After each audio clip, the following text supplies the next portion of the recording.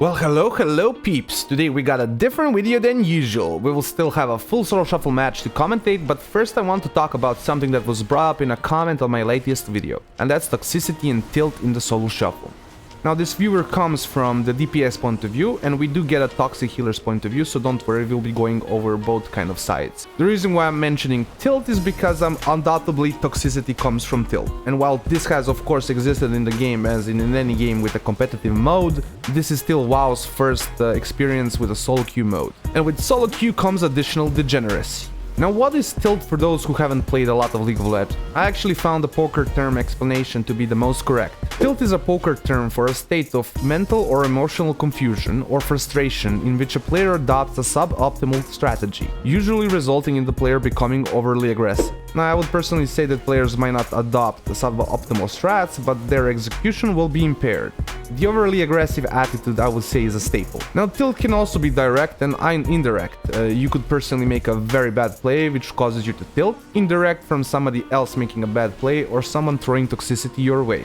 And of course the combination of the two as in my anecdotal example. Just to give my lore, and it is the game you have been watching, I was in queue for 40 plus minutes. The Shadow Priest and this Skipping Priest and me end up having not such a good first round. In my perspective, both of them did not do a good job, especially the Shadow Priest. This will be indirect tilt.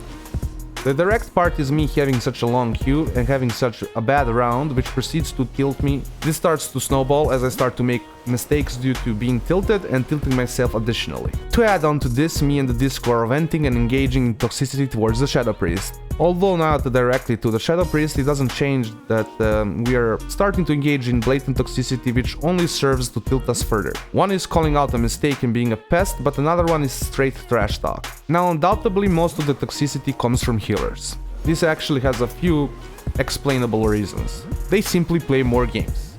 They face much more tilting situations and a lot more toxicity, making them additionally tilted and toxic compared to a DPS player who gets unavoidable breaks between solo shuffle matches. You're a lot less likely to be tilted or tilting yourself when you get a 20-minute break after every match compared to playing them back to back to back, accumulating more and more toxicity and tilt. Now we ain't here to crap on healers, they face toxic behavior as well, especially in the lower rating. While filming this footage for the 0 to 1800 with the Hunter, I had a situation where twice in a row the enhanced shaman zigzags in while I CC the healer. Of course both times enhance gets destroyed, but instead of realizing the mistake he just proceeds to be really toxic to the healer, asking him what is he doing, etc. I try to correct the enhance and tell him to use his brain, and then he starts to troll and pretend to be AFK. I imagine this happens like 1 out of 3 games, and your queues are back to back. By the time as a DPS you are getting your second match, the healer has had 3 derps flame him for their own mistakes. Basically, healers are league players with 2k games a season in ranked, while you are the same rank at 300 games. You're in a totally different mental state. Now, how do you untilt yourself? First is a technique we DPS players use unintentionally, which is making a break. This gives you time to refresh yourself, so to say, and remove yourself from the thing that sets you off, and come back with a completely different outlook.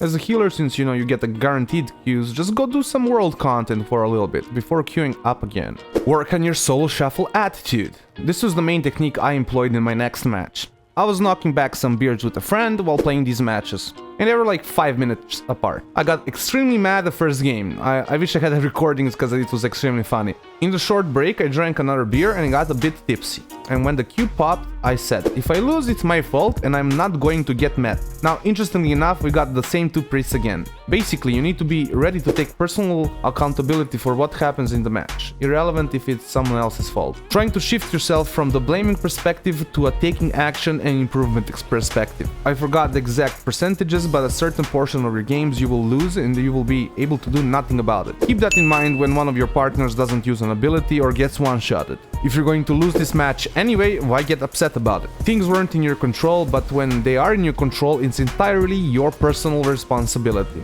And if you're tilted or impaired otherwise, how is it someone else's fault? In my case, I was otherwise impaired and simply decided to play and do my best. This in turn produces a completely different result from going 2 and 4 in the first match. If trash talk annoys you or gets to you, ignore the players that are tilting you, or otherwise don't engage in chatting during the matches. Don't let stupid stuff other people say touch you. 60% of the time it's not even true, and it's some made-up creation a deluded mind conjured, and that's even more reasons not to care about it. You should be only focused on yourself and trying to win as many rounds as possible and trying to improve as much as possible. So let's get to the match at hand. I went with a completely fresh attitude, and when I saw I got the same priests again, I legit started to laugh my ass off. Instead of engaging in any toxic manner, I just asked who are we targeting so we are on the same page. While the Discord started to berate the SP. Again, I absolutely did not care. Why? Because I came here to game and have fun, not listen to some salty healer crying. Additionally, the first round does not go in our favor. In my perspective, due to the SP not dragging the paladin properly and giving us a kill opportunity on him. But instead of lingering on that, I just, how would you say, went into the next round ready to do my best again. So here we're just gonna commentate on the good, the bad, and the ugly, as in most of my Solo Shuffle commentaries. Here we're doing some good pressure onto the paladin, swapping left and right. I want the priest to drag basically the paladin behind pillar, or how would you say, if we are in the open, we are of course trying to target the elemental. But if he can pillar, you know, drag the paladin behind the pillar, that would be good, because generally speaking they've been kind of playing on the aggressive side. Here I'm kind of pumping the paladin. I should have honestly been on the elemental, giving us an opportunity to cleave as well. Here I'm just hiding so we can heal up, get back, building my holy power on the Shadow Fiend so I can cast some Word of Glories. Here I'm gonna try another burst window. I'm getting some cooldowns. Again, I should have definitely swapped to the elemental, but here because of the knowing that the paladin does not have bubble, I basically wanted the paladin. And here I'm kind of gonna overextend, almost get the kill on the elemental and die because I kind of got greedy, I guess you could say. I wanted the kill. Here we are versus the priests with the elemental. Of course, going for SP where we can and hitting the paladin if the paladin, of course, gets overextended. Generally, you don't want to be targeting paladins right now just because they have so much defense, right, and passive defense and also defensive cooldowns. So unless you're like a paladin specifically killing specialization, I would generally say, yeah, I would say avoid attacking paladins. Or focusing paladins, I should say. Like, you can still kill paladins if they do something stupid, right? If they overextend, etc. Like here, we got bubble and everything. I push in with bubble, but I think ultimately this was not a good play by me. Like, I understand what I was going for. Like, I wanted us to push in on them so we could, you know, do the pressure, since we are the ones on, you know, we are the ones on the offensive, but my team did not follow, and I should have, like, you know, basically reacted to that as well. Here again, pumping the priest, chaining my CC over the Hex. Honestly, did not do a good best job. I kind of, yeah, I mean, overlapped it. Here again, just pumping the priest. I do a swap because he had sacrifice, the priest had sacrifice from the paladin. So while I was cleaving the priest, the paladin was dying basically additionally, taking 50% more damage from the cleave. Here again, trying to go back onto the Shadow Priest. I'm just trying to be where my elemental can also hit the targets, so I'm not like in a bad position. Here I'm pushing in because I got Radiance for my priest. I'm pretty sure that's our word, Radiance, if I remember. Sometimes I don't remember correctly the names of some abilities. So they're just playing behind the pillar stuck there. We should be honestly trying to kind of push them off. But it kind of also depends about on my teammates following, so I'm not gonna do that alone and, you know, basically grief the game. Here I got my burst again. I'm gonna do a spicy little go onto the priest. I think I'm gonna get him. Well, almost get him.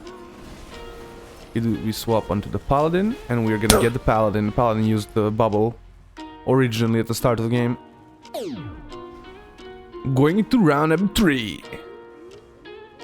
Here we're versus we're with the toxic healer priest versus the poor shadow priest who is getting. you can see that the disco is not very happy with the shadow.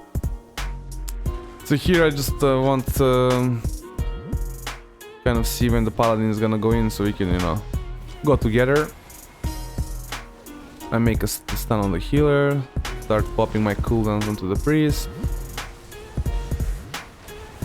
I get pumped, chunked really good here. They do some burst. I'm gonna say this paladin, I'm gonna have to play at some point very safe here, because the paladin was like using no abilities on me, like sacrifice. I'm getting focused, no sacrifice, no nothing. So man, this round could have went a lot cleaner, right, if we had a little bit more coordination between me and the paladin, but me and the other paladin. But sometimes you just gotta do what you gotta do. Here I get pumped hard again, really like awkward for me because my healer was in CC. I should have, you know, walked back. So here I start to hide, right? I'm hiding because I don't want to just be taking free damage, free DPS. I'm waiting for cooldowns and stuff. Here I'm gonna wait for my wings and I'm gonna stun the healer. Actually, kind of jump the shark, I guess. Doesn't matter anyways, since the healer pops the trinket, so works out in my favor. Going on to the shaman. Shaman came close. It's unfortunate for him. He's the target, and we do get him. He gets 2 final verdicts into his face in the same time. Beautiful. Here, I think we're probably just gonna be going Shadow Priest again. It's kind of, I mean, it's a kind of almost a linear lobby. We have a Holy Priest, sure. This time we have a Disco Priest with us versus the Holy Priest, but it's a very, I would say, linear lobby. Like when it's not a big difference, I'd say, like in how a Disco and I mean, sure, there is a difference in how a Disco and a Holy function, right? You know, but like it's not, I would just say, it's not like when there's a shaman and a priest, you know, difference, you know. So here I'm just line of sighting the priest, so we could pump the paladin. Paladin is just standing in the open, so it's easy target. I was also trying to not like use any bigger cooldowns onto his burst, so I have my cooldowns onto the secondary burst. I get the priest to pop a PS there, nice. Again, just kiting back when I don't have anything right now, because I don't want Shadow Priest to be just kind of free casting in my face, right? And as soon as I see that it's kind of safe, I'm going back in right away onto the Shadow Priest. I think the Shadow Priest is actually gonna make a bad move here, right? They're gonna try to CC me behind the pillar, but I'm gonna get the cooldown, get my cooldowns back in the just the right time and finish him off. 5th round. Here it's me and the Shadow Priest, and we're gonna be probably going for Elemental. Again, Paladin if he's, you know, gonna go back.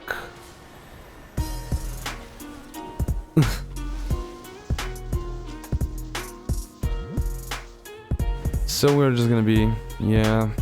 I get charms, but we're, again, same. He can drag Retribution behind the pillar, it's really good, but if we can't get the Retribution behind the pillar, then it's not good. Like you see here, I immediately turn on to the Retribution because I know he's kind of behind the pillar taking a bunch of damage. We get the Guardian Spirit, I turn my damage immediately onto the Shaman. At this point he's just DPSing, waiting for cooldowns, you know, making sure we are net positive. We're the ones on the pressure. Here the priest charms me again. Stop mind controlling me. Here I'm just running at him for a stun. Nice, we get a nice, probably gonna get a little bit of pressure here going. The paladin goes behind the pillar. He's probably gonna need to bubble. Yep, bubbles there. Just hitting who I can again. Trying to reset the cooldown on my stun so I can go stun the healer again, right? The healer still has his trinket, so it's not like a guaranteed kill if we get the stun going, but at least it's, you know, pressure, cooldowns, etc. So I get the stun going.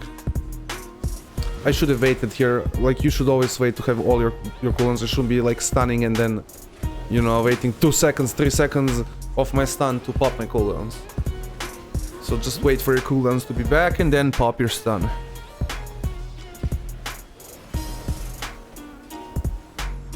Again, I would prefer for the Shadow Priest to go like behind these pillars, like here, but sometimes he forgets.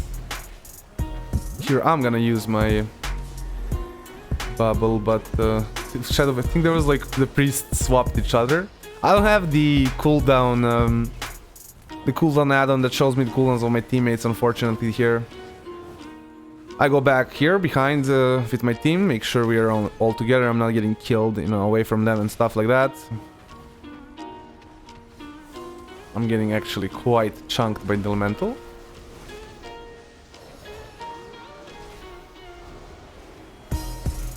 I get my healer out of CC there, fortunately. I pop my all cooldowns onto the elemental here because I saw that he was in a weird position. Get a stun on the healer and I'm gonna finish him off. Basically solo winning a match right there. That was also extremely risky, like that play was just extremely risky, but I basically in my mind calculated that the elemental did not have enough damage there to kill me. And that was also like a perfect way, like you popping my cooldowns, stunning the healer, you know. Get the Siphon, of course. Not a big fatty noob who doesn't get the Siphons.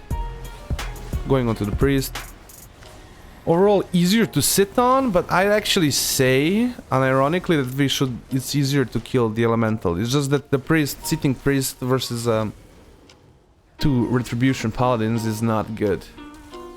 So we're here in the last match. I want to kind of go over, I guess, so the things that we talked about, tilt, you know, and toxicity. Just, you know, do your best to not get, how would you say, not get affected by people, you know, stupid people in Solo Shuffle. Like, you should just be playing for yourself to enjoy, you know, the game yourself. And of course, rating matters, right? You want to be a bigger rating. But annoying yourself and playing worse is, how would you say, negative for your rating, right? You want to do the things that are positive for your rating. Here I'm forced to bubble. That was a really good Siphon position, and I was slowed up and everything, so I couldn't do anything. Here I'm pillaring again. Very nice. I pop my stun and some cooldowns. I don't know how that didn't move me. Or he missed and he didn't move me, I guess. Just pumping the Shadow Priest again. Here I decide that actually he gets swapped by the Shadow Priest and I go for the Shaman. Well, I hope you've enjoyed this little video. Like, comment, subscribe, all those things the YouTuber wants you to do, and have a nice day.